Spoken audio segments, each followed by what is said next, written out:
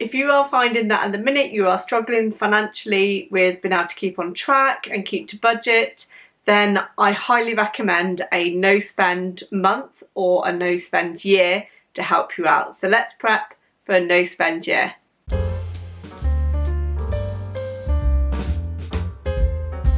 Hi, my name's Rachel. I do videos about decluttering, minimalism and my no spend year, and this is going to be the, I want to say fourth year of doing a no spend.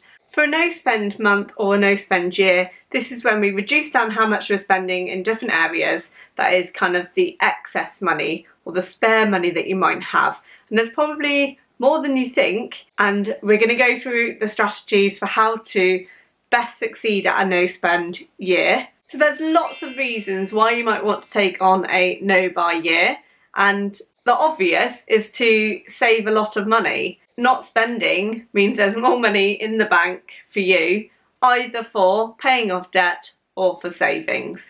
So you're absolutely going to save money. The less obvious reasons are some of my favourite. The main one being that I learnt how to understand my attachment to things. We have these things, don't we, that we keep and they are like a hold on us and it's really hard to let go. And what I discovered when I wasn't spending and I was kind of taking stock of the things that I did have, I had a new understanding of my attachment. So when I did start spending, I spotted those triggers quite quickly so that I could curb it, so I could stop, pause and then get back on track again. And the last reason it made me a better consumer, I was consuming less in general in the environment. I was thinking about the things that I was purchasing, whether or not they were of quality and making sure that they were going to last. It also made me think about, did I really need it? Am I buying it for the sake of it? The less that I bought, the better I felt, because it just meant that I wasn't adding to the extensive amount of stuff that we send to landfill. It just made me more conscious about my purchases, so I wasn't buying things that just were kind of tat. I think about the items that I'm buying and I make sure that I'm conscious about whether or not they're good for the environment. So in order to be successful for a no buy year or a no buy month, then you need to think about your reasons why you are doing it.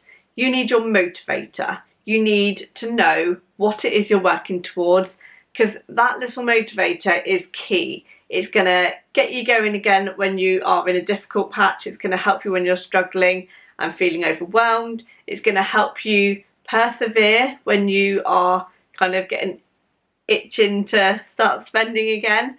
That motivation keeps you on track and it keeps you accountable. So think about your reasons. Are you trying to just reduce your spend? Are you trying to save? Are you trying to clear debt? Are you trying to be a better consumer and be more conscious about your purchases? Are you wanting to save for something big, like a bigger purchase, like a holiday? So you need a reason, and that is your outcome for the no spend. So that's going to keep you going and it's going to help you stay on track. The next thing you need to do is you need to review your spending. So this is really important. You need to know what it is you're spending money on. And honestly, it's eye-opening. When I first did this, if you'd have asked me, I wouldn't have been able to tell you what I was spending 600 or 700 spare pounds a month on. I didn't know. And I didn't have anything physical that I could say, I've bought this nice item. That it was just tat, it was just rubbish, it was just unnecessary things. And that, looking back at spend, helps you to know where your triggers might be, and it helps you to think about which areas you need to focus in on to be able to reduce down. So for me, I used to buy books a lot and that has been so much better. I'm now only buying maybe 1 or 2 books in a whole year, because I know that actually I've got so many books already, I don't need to buy any more. I just like to buy my favourite author when they bring out a new book. You are learning your triggers. It'll help you to think about whether or not you are one of those people that are a middle aisle person that gets caught up in all those extra items that are in the middle of the shops that are trying to get your attention that you are perhaps not needing when you're on a food shop. It's identifying when it is you are spending and what you are spending on. If you're enjoying this video so far, don't forget to leave a comment below and don't forget to click the bell for notifications and subscribe to my channel if you want to see more videos like this.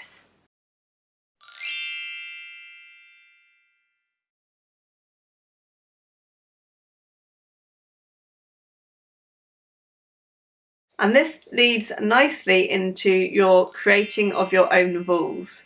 This leads nicely into creating your own rules. And this is where it's really going to be personal to you.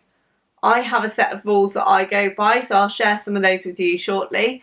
But you want to know what you are and aren't allowed to do, which areas do you maybe have restrictions on, and which areas are you allowed a little bit more leeway. And this is where I create a set amount that I'm allowed to have for a month.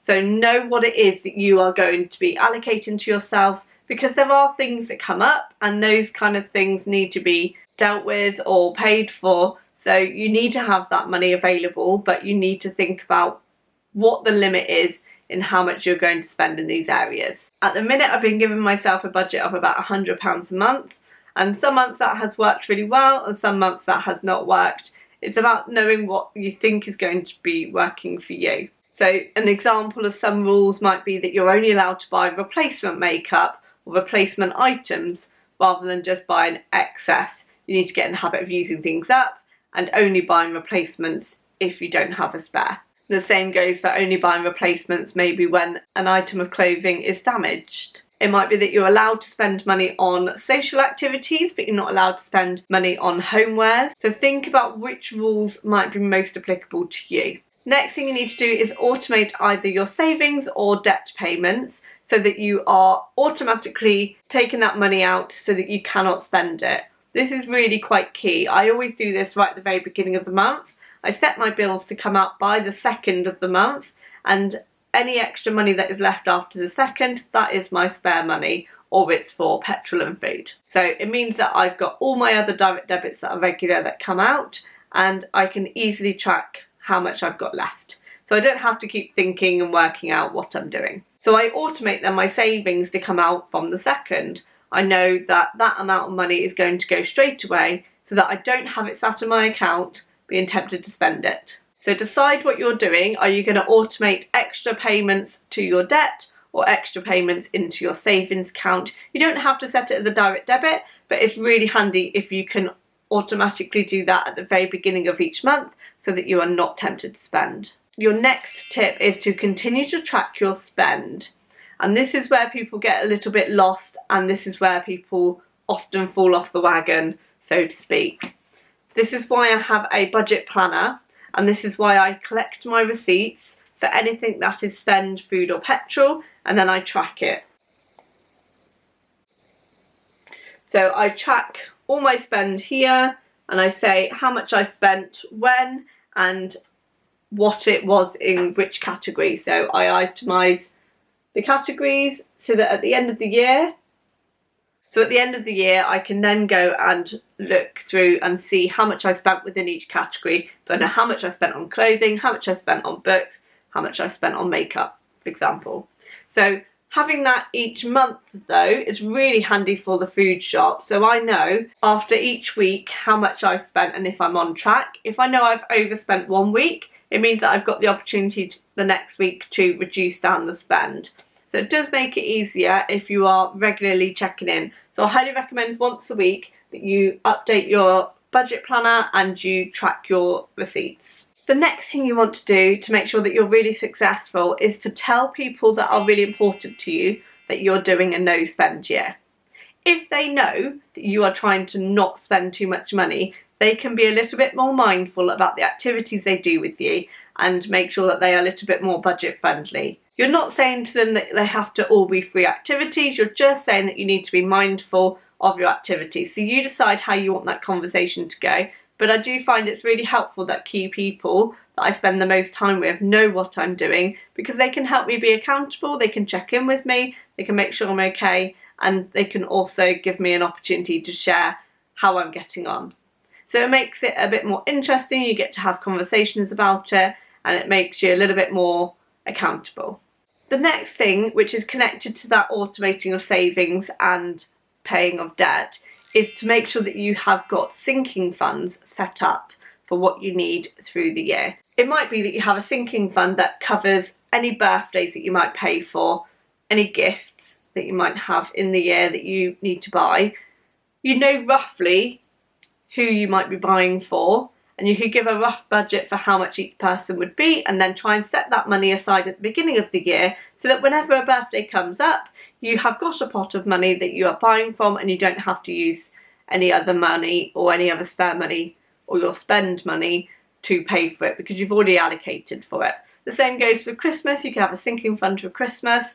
So if you know roughly how much you're going to spend, put that aside in January and February, the beginning of the year, and then you know that if you see things throughout the year, you've got that pot of money ready to buy that gift. You could also do that for making sure you've got emergency money that just covers if you lose your job. So the recommendation is 3 months, but I think a lot of people do say it's probably safer to do a 6-month backup of enough money to cover your essential bills for 6 months or 3 months. It just means that if anything happens, you're not going to be completely dry of money. You have got something there just in case. It would be fair to say that my last year, so this year, has been more of a low buy rather than a no buy, because in the summer I went a little bit off track. I was spending my spare money on travel, which is what I'd agreed in my rules, but I was finding that I was kind of a little bit bored over summer. I felt like I needed to compensate by buying things, and it's tricky when you get into those situations, isn't it? But there's no point being hard on myself. I recognise it. I know that that was a kind of turning point for me, and I have managed to get a little bit more back on track in the last kind of quarter of the year. So it has made me reassess, come back and know what it is that I want to do. For my spend, I give myself a certain amount a month, and that's the thing that was kind of a little bit debatable. I was supposed to only have about 100, and I was definitely spending more on some months than others. So the categories within that I track are food and socialising, homeware, parking, clothing, gifts, beauty, books, and activities and days out. So that was everything within my budget for spend. I also share on my channel all about my food budget and my petrol budget. I mean, the petrol doesn't really matter, to be fair. It's the food budget that matters, isn't it? That one definitely went off track in the middle of the year, but I have reined it in and I am back on track and I'm sticking to my budgets. That has been really helpful by tracking my food bill, because that means that I can keep on task, keep on budget, and know where my money is going. So let's have a look at my budget plan for my no spend year. I think I need to take it down. I have been 100 and I know I've struggled, but I'm on it this year. I'm going to be saving like mad. I've got a plan. I'm going to give myself £80 a month to spend. That's the equivalent of about £20 a week, let's say. For food, I'm going to budget £70 a week. That has been working really well. And so if one month has 4 weekends in it, then it's 280. If it has 5 weekends in a month, then it's 350. So that's how that one will work.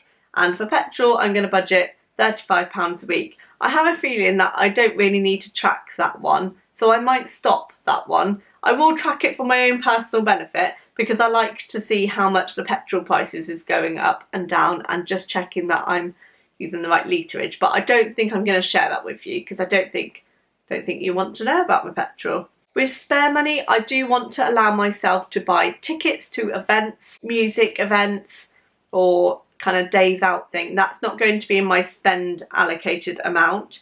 It's not going to be limited, but it will be shared. So I'm going to buy tickets for things and I'm going to allow that. That's one of my kind of exception rules. I'm allowed to buy tickets because I want to build up next year an array of activities, either me or me and my son, so that we're really getting out and we're doing things. So tickets to events and things are allowed and they are not restricted.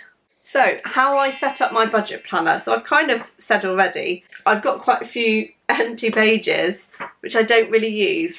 It's a bit bad really, isn't it? So this is pretty much all I use. I could have just bought a notebook really, but I've got this here. It does have lots of sections where you can add more details, and it does have a savings tracker and a debt tracker. As you can see, I have not saved in my LISA or my stocks and shares ISA. I've not saved, and that's the problem. That's why I'm knuckling down this year There's a savings tracker here, so each one of those I can share how much I put in, and I also have a debt tracker. I've already paid off my car.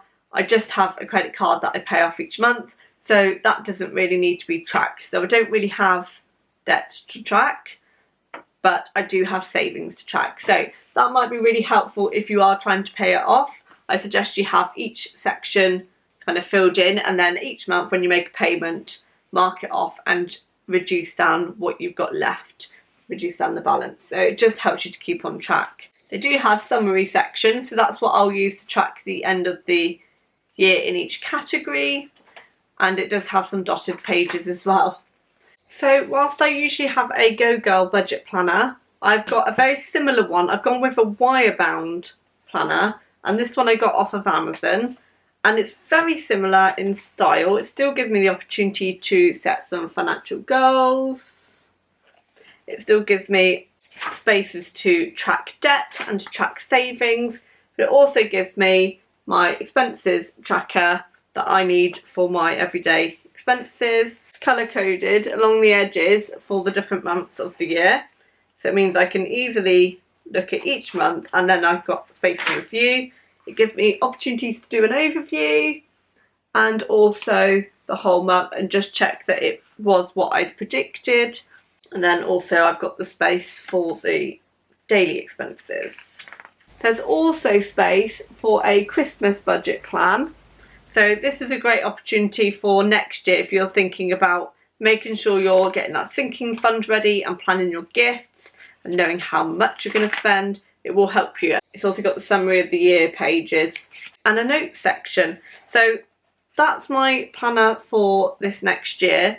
There's not really much to set up really within the planner because all the pages are kind of already set out. So let's have a look at what my no spend rules are going to be. First of all, I can buy replacement makeup, and I have been pretty good with that one. I don't think I've bought anything that I haven't really used. I buy replacement of the same foundation, the same kind of eyeshadow. I think I've only bought one eyeshadow this year. I'm using what I have before I purchase new. My next rule is that I'm allowed to buy children's clothes because I have a growing teenager, and literally every 2 or 3 months I'm having to buy new clothes. Every 2 or 3 months I'm having to buy new clothes, so I do need to keep on top of that one. It is what it is. I can buy tickets for events without it being limited. That is with my spare money that I have, and I will document that in a separate category so that I can show you how much I spend each month on tickets. If I buy homeware, it must be purposeful and it must add to my daily life. So it needs to be an impactful purchase. It can't just be a random gadget that I might use once. And like last year, if I get gift cards or vouchers, I can spend them as I wish on whatever I wish. And my other rule is I'm going to automate savings at the beginning of the month so that I am definitely saving and not spending. So if you're wanting some tips on how to be successful with your no buy year, these are some of the things that I've done over the past few years that have really helped me to focus in and understand my attachment to things. So the first thing that I did, which actually is what started me on a decluttering journey, was to declutter my home, and I've been doing that for, well, almost 3 years now. And what I've done is I've made money with it, I've sold things for money, and that has been used to pay off debt. And that was a really helpful assessment of how I use things within my home. I sold things that I wasn't really using, and the more I did, the easier it got when it came to decluttering.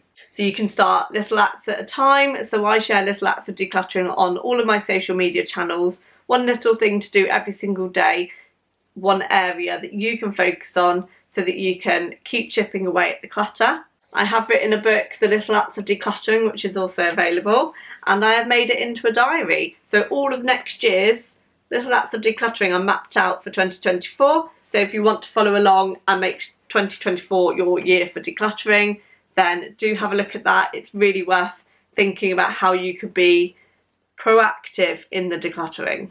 So as you're decluttering, ask yourself some really key questions. Have you used it in the last 12 months? Are you likely to use it in the next 12 months? Is it purposeful? Is it a duplicate? Does it make you happy? Is it making you feel good when you look at it or hold it?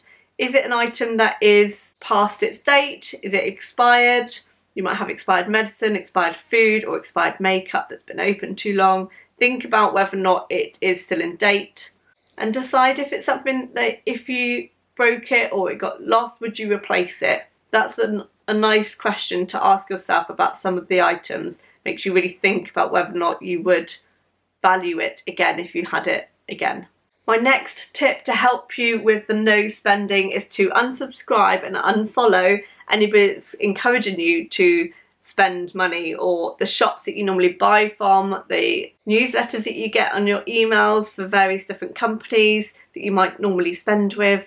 I would unsubscribe or unfollow from any that are going to tempt you. It will be that trigger that you see on a regular basis, and it will make it harder to keep on track. And also within that, think about any influencers that you follow.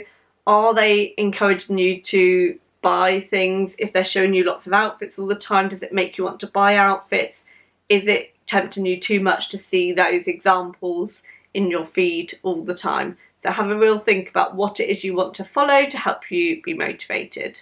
There are lots of great accounts that work on focusing in self-care, about minimalism and decluttering that might help you keep on track. You could join support groups that are going to keep you focused. That's a really great way of getting a bit of a community feel for it, because it can be isolating when you're not going out to spend. If you've got a team of people that are with you in the same mindset, it's going to keep you going. And the next thing to do is to make sure that you celebrate those milestones. So if you're trying to save or if you're trying to pay off debt, celebrate those milestones. They're really important. If you have cleared one of your debts, celebrate, acknowledge it, and make sure that you are given those little wins. It could be that you just buy a chocolate bar with that. It's okay. Have a little win and know that you have done really well for clearing that debt or for starting to save.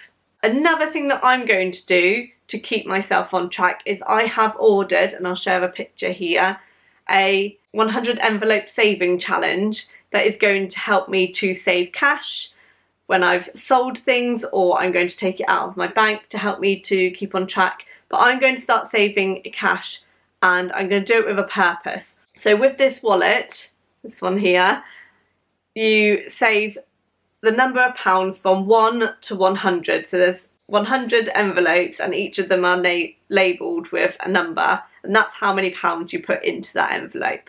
So it's like plastic wallets that you put the money into, which is really great. So with the 100 envelope savings challenge, I need to give myself a bit of a goal. And one thing I would like to do, probably not next year, maybe the year after, maybe in a couple of years, is to buy a puppy. That's what I would like to do. And also I would like to do more holidays next year. So the savings is going to go towards a puppy. That's the main 100 envelope saving challenge. And if I save every number, which is £1 up to £100 in the envelope, I will have £5,050 to spend. So that means that I will have plenty of money to buy a puppy and to buy accessories and pay for insurance, etc. It covers everything. So that's kind of my goal. I know I'm not going to achieve that in the first year, but it's having a bit of a motivator for me, and it's making me think, okay, well, if I can start saving, it might help me in other ways. So I'm going to share that in my no spend month review each month, and I will also share it on my social media channels. So I have Instagram, TikTok and Facebook, so if you want to follow along for my savings challenge, then I will be putting it on there as well. So hopefully that's everything you need to be able to prep for a no buy year. You've found out a little bit about mine, how mine have got on, and my plans for next year. So let me know in the comments below what your plan is for your no spend year. Are you saving? Are you clearing debt? Share what you're going to do and we can motivate each other. And I should be back for more videos soon. Take care. Bye.